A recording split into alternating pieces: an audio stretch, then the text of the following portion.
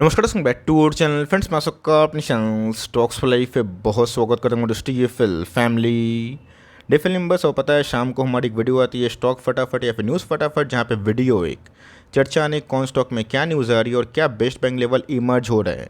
इतना मैं आप सबके लिए होमवर्क करके लाता हूँ। आपसे रिक्वेस्ट है वीडियो के एंड तक बनने, क्योंकि आज के दिन बहुत बड़ी बड़ी अपडेट्स हैं। चैनल फर्स्ट टाइम होंगे सब्सक्राइब कर सकते हैं इस तरह की क्वालिटी कंटेंट को सबसे पहले एक्सेस करने के लिए। Now without dealing any for time, let's begin.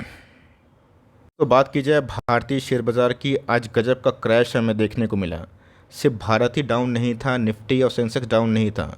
इसी के बीच में दोस्तों अंतर्राष्ट्रीय मार्केट की बात की जाए, इंटरनेशनल मार्केट की बात की जाए, निकेई की बात की जाए, साउथ कोरिया की बात की जाए, इन सब में हमें भयंकर गिरावट देखने को मिली दोस्तों। और इस गिरावट की बात की जाए बहुत बड़ी इसलिए है बिकॉज 1987 के बाद फर्स्ट टाइम दोस्तों निकेई में ये क्राइसिस हमें दिखाई दे रही है।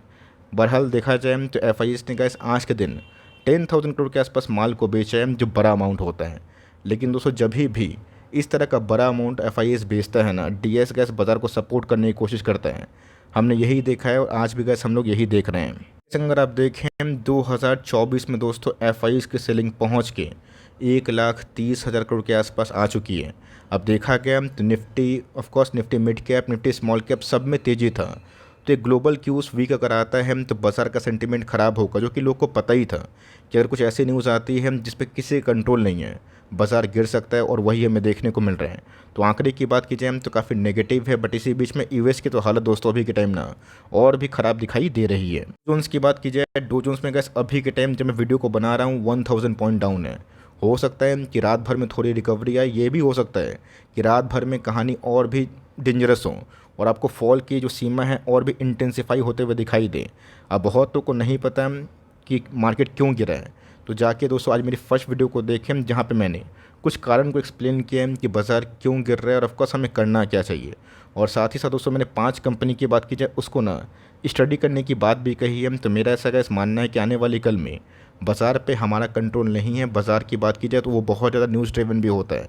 तो न्यूज़ की बात की जाए अभी भी गैस जो बाज़ार की कंडीशन है ना, उतनी संभलती हुई नियर टर्म में दिखाई नहीं दे रही। बट मेरा ऐसा मानना है कि लॉन्ग टर्म इन्वेस्टर्स को ना इन सब न्यूज़ से बहुत फ़र्क नहीं पड़ना चाहिए। मैं क्यों बोल रहा हूँ, तो गैस ये सब कंडीशन हमने रशिया यूक्रेन के मैटर में भी देखा था कि कैसे बाज़ार में बड़ी फॉल हुई थी। क्या उससे बाज़ार टूट गया, ख़त्म हो गया? बिल्कुल भी नहीं। बाज़ार में गैस फिर से एक नया सवेरा हुआ। आपको दोस्तों क्राइसिस में ना डरना नहीं चाहिए, उल्टा दोस्तों मजबूत होना चाहिए। बिकॉज ईरान की बात की जाए वो तो अभी के टाइम बहुत ज़्यादा हमले की प्लानिंग है, किस पे? इजराइल पे।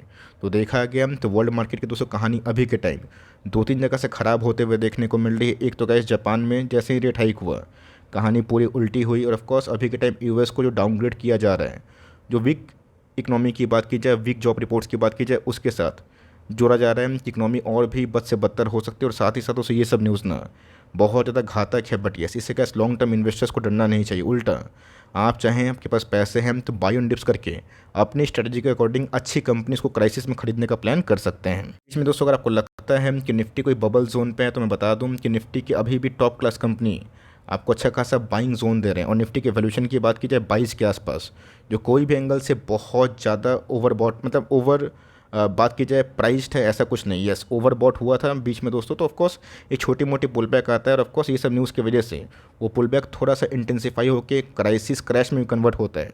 बट हमें देखना है कि पूरा इंटायर वीक घटनाक्रम क्या होता है। अगर यूएस से या फिर ईरान से कुछ अच्छी न्यूज़ आती है तो मेरा ऐसा मानना है कि बाज़ार में बाउंस बैक भी होगा। लेकिन अच्छी कंपनी जिनके नंबर्स अच्छे हैं उस पर आप ऑफकोर्स अपना कन्विक्शन लगा सकते हो। वैसे हमारे सामने आ चुके हैं दीपक नाइट्रेट के Q1 के नंबर्स की बात की जाए तो कोई ब्लॉकबस्टर तो मैं नहीं बोलूँगा, लेकिन दोस्तों कंपनी के नंबर्स इस बार जो कि एस्टिमेटेड नंबर्स थे, जो बाज़ार उम्मीद कर रहा था, उसके लगभग हमें देखने को मिल रहे हैं। वीडियो को पॉज करके देख सकते हैं कि ब्लूमबर्ग का जो एस्टिमेट है वो कितना था और नंबर्स कैसे आए। देखा गया तो जगह इस कंपनी का एस्टिमेटेड रेवेन्यू था उससे नंबर्स थोड़े से ऊपर आते हुए देखने को मिल रहे हैं। पैट की फिगर उसी लेवल्स पे है। मार्जिन्स की बात की जाए उसमें भी हमें ठीक ठाक रिकवरी देखने को मिल रही ईयरली पॉइंट ऑफ व्यू से। और यही रीज़न है कि नंबर्स इनलाइन आ सकते हैं। इसी आशा में दीपक नाइट्रेट शेयर में तेज़ी हुई थी। इवन दोस्तों आपने देखा कि अतुल में भी मोर देन अच्छे नंबर्स थे तो कंपनी भागी थी। इवन दोस्तों बहुत सारे केमिकल्स कंपनी के नंबर्स उम्मीद से अच्छे होने की वजह से एक बाउंस बैक है। अब ये सब न्यूज़ की वजह से अगर तेल के प्राइस में ऊपर नीचे होते हैं तो ये कंसर्न पैदा करता है। बट यस, अच्छे नंबर्स पे गैस हम लोग एक ही काम कर सकते हैं, होल्ड करना। तो नंबर्स देखा गया, जो एस्टिमेट अनुमानित नंबर थे उससे मिले जुले नंबर्स आप कंसिडर कर सकते हैं। यहाँ दोस्तों एक समय दीपक ने बहुत परेशान किया था बट बाद में रिवॉर्ड भी मिला।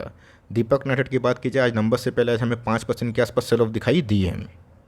तो अभी भी बहुत ही स्ट्रॉन्ग कंपनी है। इस कंपनी को अगर आप क्राइसिस में खरीदते हैं, बाय ऑन डिप्स करते हैं, 10% 15% के फॉल में अगर आपको छोटा मोटा क्वांटिटी लेने में इंटरेस्ट है तो कंपनी का कल भी अच्छी थी, आज भी अच्छी है। और नंबर्स की बात की जाए, मुझे इनलाइन देखने को मिल रहे हैं। आपका क्या व्यू है कमेंट बॉक्स में बताइए। और यस, कंपनी का और भी 200-400 पॉइंट गिरती है ना तो मेरा ऐसा मानना है कि लॉन्ग टर्म इन्वेस्टर्स को अच्छी कंपनी सस्ते में खरीदने का मौका मिल सकता है। केपीटी की बात की जाए तो केपीटी का एक अच्छी कंपनी है और उनके नंबर्स भी काफ़ी इनलाइन थे, रोबस्ट और काफ़ी मजबूत हैं।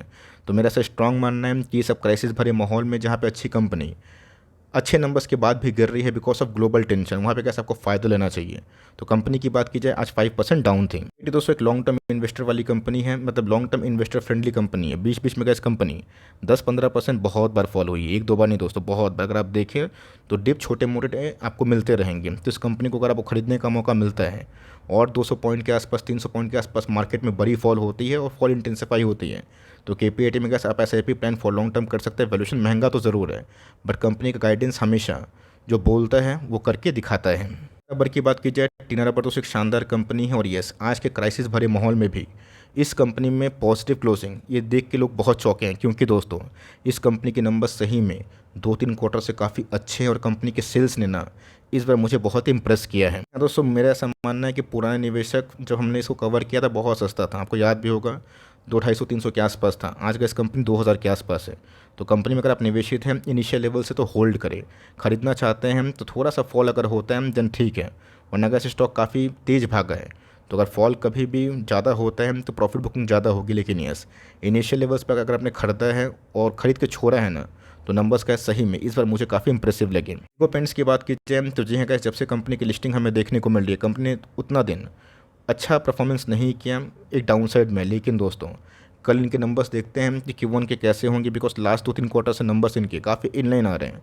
आप देखते हैं कि कल के दिन नंबर्स कैसे होते हैं। मैं कैसे कोशिश करूंगा कि इसको कवर ज़रूर किया जाए बिकॉज नंबर्स के साथ साथ कंपनी के वैल्यूएशन भी अभी काफ़ी हमें इनलाइन देखने को मिल रहा है, बिलो 50, जो कि मेरे हिसाब से ऐसी ग्रोथ वाली कंपनी डेफरी कंपनी के लिए काफ़ी अच्छी बात मानी जाएगी। मिंडा की बात की जाए तो जी हाँ गाइस, ये भी एक बहुत ही अच्छी और मजबूत कंपनी है और आज तो हमें गैप डाउन 9% के आसपास देखने को मिला था, उसके बाद रिकवरी हमें देखने को मिली। तो कंपनी की बात की जाए 4% डाउन, इसका मतलब कंपनी ख़राब नहीं हो गई। अब कंपनी 550 से 1200 के आसपास गई थी तो छोटी मोटी फॉल हम लोग एंटिसिपेट कर सकते हैं। मेरे ऐसा मानना दोस्तों कि ऐसी कंपनी को आपको क्राइसिस में खरीदना चाहिए। यूनो मिंडा एक ऑटो इंसुलरी की टॉप क्लास कंपनी है। नंबर्स के साथ क्या आउटकम आएगा वो तो देखना बनता है आने वाले दिनों में। लेकिन यस, नंबर्स के साथ दोस्तों कंपनी का जो भी ब्रेकआउट हुआ था इसके पहले वो काफ़ी सक्सेसफुल रहा था। अब बहुत लोगों ने मौके पर चौका ही मारा था। तो इस कंपनी को अगर आप होल्ड करते हैं, लंबी अवधि के लिए होल्ड करें और ऐसी कंपनी कभी भी करेक्शन मिलती है ना, आप इसको मौका के हिसाब से ट्रीट कर सकते हो। बेवरेजेस की बात की जाए तो ये भी कैसे एक शानदार मोनोपोली कंपनी है जिसमें कोई भी एंगल से मुझे ग्रोथ की कमी अभी भी दिखाई नहीं दे रही, डिस्पाइट की कंपनी 2 लाख करोड़ के आसपास की मार्केट कैप है।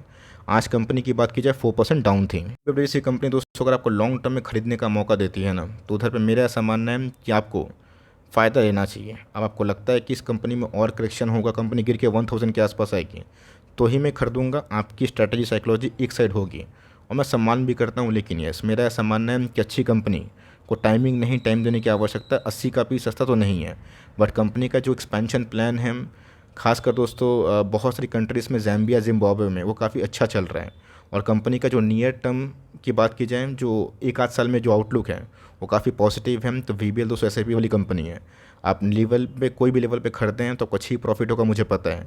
आप इस कंपनी को जितना लॉन्ग प्ले करना चाहें कर सकते हैं। जब की बात की जाए तो जी guys, despite of very good numbers company गिरी थी फिर भागी। बीच में तो गैस कंपनी 7000 के आसपास भी गई थी बट उससे हमें 10% के आसपास फॉल में देखने को मिल रही है। ठीक है, वीबीएल केपीआईटी ये सब गैस मैं क्यों कवर करता हूँ बिकॉज ये लोग स्लोली कंपाउंडिंग मशीन है जिनके अंदर सिर्फ तेज़ी नहीं हुई है बल्कि दोस्तों इनके बैलेंस शीट में भी काफ़ी मजबूती आई है। कंपनी की ईपीएस अप ट्रेंड में है तो कंपनी में बड़ी बड़ी फॉल आपको मौका देती है। तो मेरा ऐसा स्ट्रॉन्ग मानना है बिलो 6000 आती है तो कंपनी में एसआईपी किया जा सकता है उससे कितना नीचे गिरेगा ये तो कैसे किसी को पता नहीं कि बॉटम कहाँ बनेगा। लेकिन यस, जो बॉटम खोजता है तो वहाँ पे कैसे वो इन्वेस्ट नहीं कर पाता, बिकॉज उनको लगता है ना और कंपनी गिरेगी। अब इसका मतलब ये नहीं कि बाज़ार और नहीं गिर सकता, बाज़ार गिर सकता है, लेकिन आप टुकड़ों में इन्वेस्ट करिएगा, पोर्टफोलियो को स्टेबलाइज करने की कोशिश करिएगा। तो मेरा ऐसा मानना है कि लॉन्ग टर्म में आपको ज़रूर मल्टीपल टाइम्स रिवॉर्ड मिलेगी। लिमिटेड की बात की जाए, ये भी कैसे शानदार कंपनी है। उनके नंबर्स के बाद आपने देखा कि कैसे कंपनी 6-6,500 से 7,000 के ऊपर जाके 8,000 के लेवल्स को भी छूने की कोशिश की। आज मार्केट में कितना कुछ हो गया, बट इस कंपनी में बहुत बड़ी फॉल देखने को नहीं मिली। कंपनी ऑलरेडी 2 साल से फॉल में ही थी। अभी तो कैसे इनका गुड टाइम जो टेलविंड्स बोलते हैं ना, स्टार्ट होने के वर्ज पे है। और मेरा ऐसा मानना है कि जिन केमिकल कंपनी के नंबर्स आपको अच्छे लग रहे हैं, बाज़ार को अच्छे लग रहे हैं, होल्ड करें। बिकॉज अगर इस बार केमिकल्स में कहानी घूमती है तो आने वाले 6-8 क्वार्टर में आपको जो लॉन्ग टर्म पेशेंस है ना उसका मतलब समझ में आ जाएगा। की बात की जाए तो ऑफकोर्स दोस्तों इनके नंबर्स अभी तक नहीं आए हैं, 2 दिन में हमारे सामने नंबर्स आएंगे। बट नंबर्स की बात की जाए, मुझे इस क्वार्टर में दूसरे कंपनीज़ के नंबर्स देख के उतना जो मजबूती नंबर्स आएंगे Q1 में वो उम्मीद नहीं है। अगर तो Q1 के नंबर्स दोस्तों सबके कमज़ोरी होते हैं, खासकर प्लास्टिक पाइप और PVC बिजनेस के, बिकॉज ये इनका सीज़न नहीं है। आपने प्रिंस को भी देखा कि नंबर का जितने हम लोग उम्मीद कर रहे थे उसी लाइन के लगभग था, अगर Q1 से Q1 कंपेयर किया जाए। बट डिस्पाइट अभी के टाइम ग्लोबली जो सेंटीमेंट ख़राब हुआ है उसकी वजह से स्टॉक गिर रहा है। बिलो 2,000 का इस कंपनी में SIP करने का स्टार्ट करने का मौका बन सकता है। देखते हैं परसों के दिन कंपनी अपने Q1 के नंबर्स को कैसे पेश कर रही है। इस लेबोरेटरी की बात की जाए तो ऑफकोर्स का डेविस लैब भी एक शानदार कंपनी है। मुझसे बहुत लोग पूछेंगे सर नंबर्स कैसे लगे। मुझे भले ही नंबर्स ऐसे लगे कि इसने एस्टिमेट के नंबर्स को बीट नहीं किया, बट मेरा ऐसा मानना है दोस्तों कि लास्ट 2 क्वार्टर से ना कंपनी बाउंस बैक कर रही है, वो बहुत बड़ी बात है। देखा गया तो ऑफकोर्स का गाइडेंस भी कंपनी के ओके टाइप है, मतलब इन द सेंस कि खुल के गाइडेंस मुझे अभी तो दिखाई नहीं दिया, बट कंपनी का जो कोर API है ना उसमें रिकवरी की संभावना दिखाई दे रही है। इसलिए अब दोस्तों हाल फिलहाल में ही ब्रेकआउट दिया था, 5,000 के आसपास भी गया था। और मेरा ऐसा स्ट्रॉन्ग मानना है कि फार्मा और केमिकल को अभी के टाइम थोड़ा सा होल्ड एंड वेट करने में फ़ायदा है।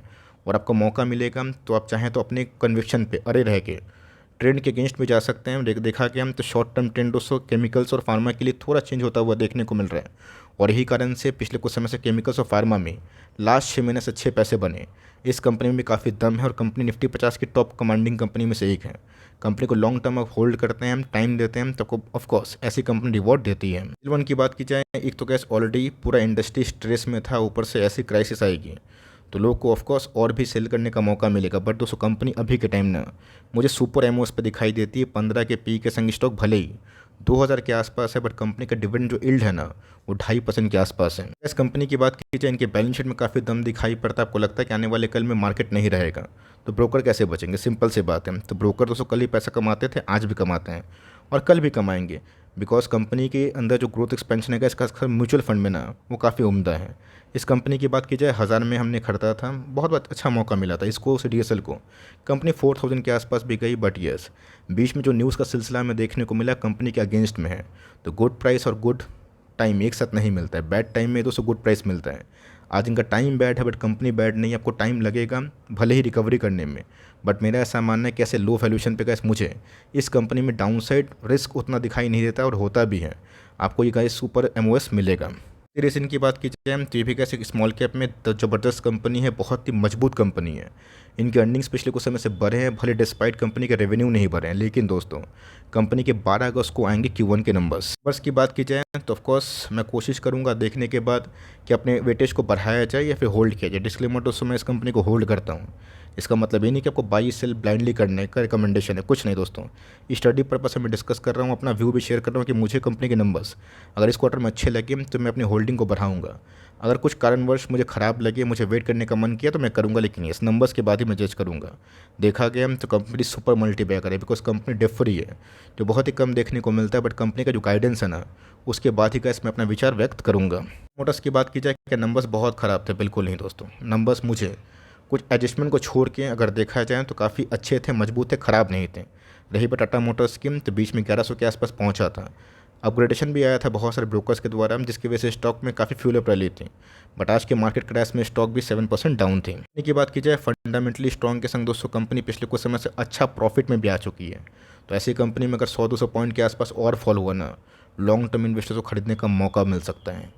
रही बात कंपनी के फंडामेंटल्स की, पिछले कुछ समय से बहुत चेंज हुए हैं दोस्तों, और खासकर कोविड के बाद तो स्ट्रॉन्ग होल्ड करें और क्राइसिस भरे में बाई ऑन डिप्स आप कर सकते हैं।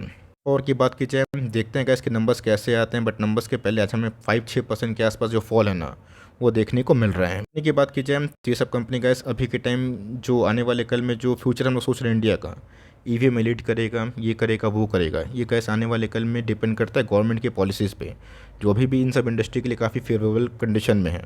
तो कंपनी अच्छी है, देखते हैं कि नंबर्स कैसे होंगे। और ऐसी कंपनी बिलो 400 जाती है और गुड केस में 350 के नीचे, तो वहाँ गैस मौका मिलेगा। यही गैस मैंने कमेंट्री 250 के लेवल पे की थी, बहुत लोगों को याद होगा। उसके बाद कंपनी डबल भी हुई। तो मेरा ऐसा स्ट्रॉन्ग मानना है कि ऐसी कंपनी को जिसके पीछे स्ट्रॉन्ग बैकअप है, स्ट्रॉन्ग ब्रांड रिकॉग्नाइजेशन है, स्ट्रॉन्ग फाउंडेशन है, वैसी कंपनी को अगर टेलविंड्स आने वाले कल में मिल रहे हैं, गवर्नमेंट इनकरेज कर रहा है इंडस्ट्री को, आपको ज़रूर लॉन्ग टर्म में पार्टिसिपेशन का फल मिलेगा। लेकिन शॉर्ट टर्म में क्या होगा, कब होगा, कैसे होगा, ये किसी को पता नहीं होता। कंपनी की बात की जाए मदरसन, जी हाँ दोस्तों, संवर्धना मदरसन सुमी की बात की जाए, इसमें आज हमें बड़ी फॉल इंटेंसिफाई होते हुए देखने को मिली। स्टॉक आज लुढ़क के ना 170 के आसपास पहुंचा था। ग्लोबल क्राइसिस को अगर हम लोग इग्नोर करें और सोचें कि स्टॉक गिरे ही ना, ऐसा कुछ नहीं होगा। ग्लोबली बाजार गिरेगा तो दोस्तों मार्केट हमारा भी गिरेगा, आप रोक नहीं सकते हैं। लेकिन कंपनी के नंबर्स आएंगे 13 अगस्त को, देखते हैं कि नंबर्स कैसे आते हैं। लेकिन यस, इस कंपनी को हमने 70 के आसपास ग्रैब किया, अच्छे पैसे बने। आज का इस कंपनी का 3 गुना पैसा बनाई है, तो 20-30% के आसपास वो गिर भी सकती है। तो ये कंपनी गिर चुकी है टॉप से ऑलमोस्ट, अगर आप देखें तो 20% क्राइसिस में ही है। लेकिन कंपनी अच्छी है, देखते हैं कि इस क्वार्टर के नंबर्स कैसे होते हैं। अगर आपको खरीदने का मन है तो मेरा ऐसा मानना है Q1 के नंबर्स को देख लें। होल्ड करते हैं तो कोई बात ही नहीं है, आप इसको लंबी अवधि के लिए प्ले कर सकते हैं। वीडियो अच्छी लगी तो प्लीज़ लाइक करिएगा, चैनल फर्स्ट टाइम होंगे सब्सक्राइब करने के बाद बेल आइकन को प्रेस करना भी ना भूलिएगा। दोस्तों मिलते हैं जल्दी ही, तब तक के लिए bye. Thanks for listening friends, God bless you all.